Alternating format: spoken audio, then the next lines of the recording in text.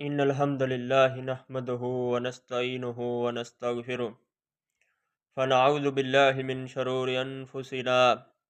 ومن سيئات أعمالنا من يهده الله فلا مضل له ومن يضلله فلا هادي له ونشهد أن لا إله إلا الله وحده لا شريك له ونشهد أن محمدا عبده ورسوله أما بعد فأعوذ بالله السميع العليم من الشيطان الرجيم بسم الله الرحمن الرحيم صلو کما ارئیتمونی اصلی۔ نبی پاک صلی اللہ علیہ وسلم نے فرمایا تم نماز ایسے پڑھو جیسے مجھے پڑھتے ہوئے دیکھتے ہو، یعنی کہ نبی پاک صلی اللہ علیہ وسلم کی حدیث مبارکہ ہے، میں آپ کے سامنے پیش کرتا ہوں۔ یہ حدیث صحیح البخاری کی حدیث ہے،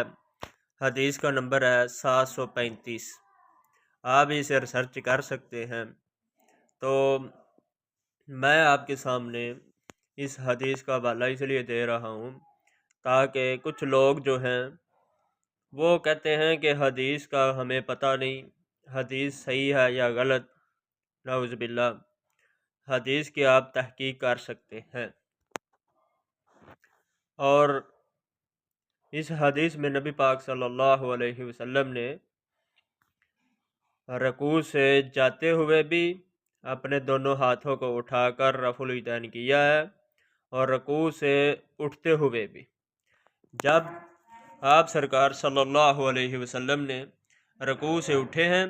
تو دونوں ہاتھوں کو اپنے کندھوں کے برابر ایسے اٹھایا ہے، اور یعنی کہ 2 رکعتیں پڑھ کر پھر آپ نے رفع الیدین کیا ہے، اور سجدے میں جاتے ہوئے رفع الیدین نہیں کیا۔